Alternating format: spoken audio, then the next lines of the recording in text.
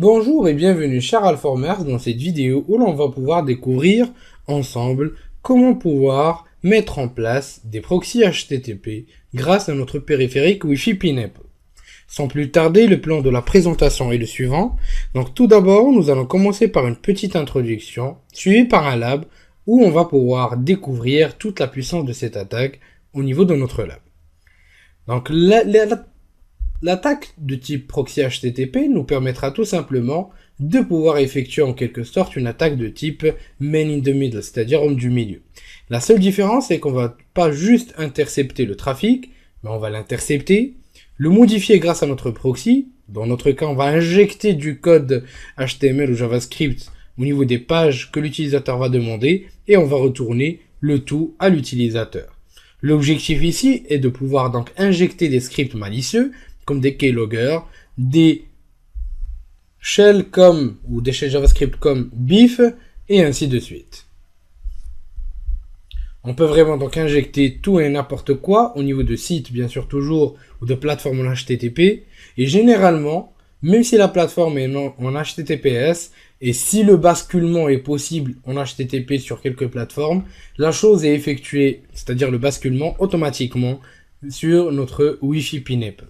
Sans plus tarder, allons découvrir tout ça ensemble et en vidéo. Nous avons donc pu afficher clairement et facilement notre message.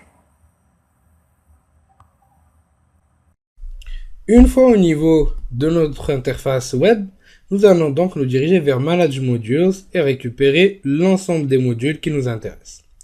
Enfin, l'ensemble des modules existants. Ce qui nous intéresse le plus, c'est le module HTTP Proxy qui est ici.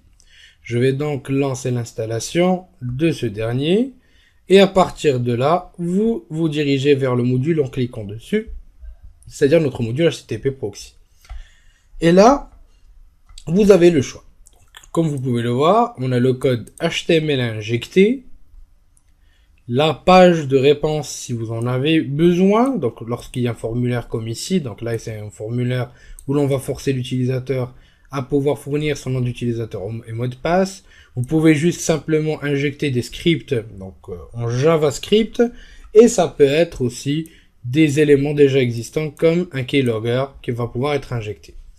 Nous allons donc essayer de pouvoir déjà commencer par un élément très simple, c'est-à-dire un petit script, en JavaScript d'ailleurs, comme d'habitude, hop, une petite alerte, hello, les Alformers. Voilà, je clique sur Save et je clique sur Start HTTP Proxy Handler. Donc là, il est en fait tout simplement démarré. Et normalement, à chaque fois qu'un utilisateur va pouvoir naviguer sur un site, soit en HTTP, où il y a des éléments en HTTP qui vont pouvoir être appelés d'autres domaines par exemple, ou tout simplement le basculement est possible vers l'HTTP, donc automatiquement le script en HTML va pouvoir être injecté. Donc ce qu'il faut juste ne pas oublier, c'est que c'est spécifique aux éléments en HTTP. Nous pouvons donc également utiliser d'autres manipulations, telles que l'utilisation d'un keylogger. Donc là, on va cliquer sur Enable Keylogger. Et en fait, le code va être automatiquement rempli afin qu'on puisse récupérer donc l'ensemble des éléments qui ont été tapés ou donc qui ont été saisis par l'utilisateur. C'est beaucoup plus correct si vous préférez. Et on relance tout ça. Une fois que tout est prêt, et quand nous avons bien vérifié que notre HTTP proxy a été tout simplement validé et activé, donc nous pourrons tout simplement nous diriger sur un site, par exemple alform.com. Donc là, en fait, tout simplement, au niveau du code source, vous allez pouvoir donc trouver le script malicieux qui a été injecté, comme vous pouvez le voir. Donc c'est ici. Donc là, c'est notre keylogger malveillant. Et je vous laisse imaginer tout ce qu'on pourra donc accomplir grâce à ce type d'attaque. Donc là, une fois fait, donc là, je vais essayer de m'authentifier par exemple.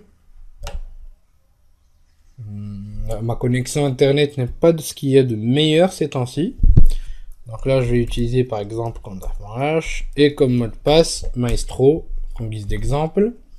C'est des faux, mais juste en guise de test. On va revenir pour voir les logs.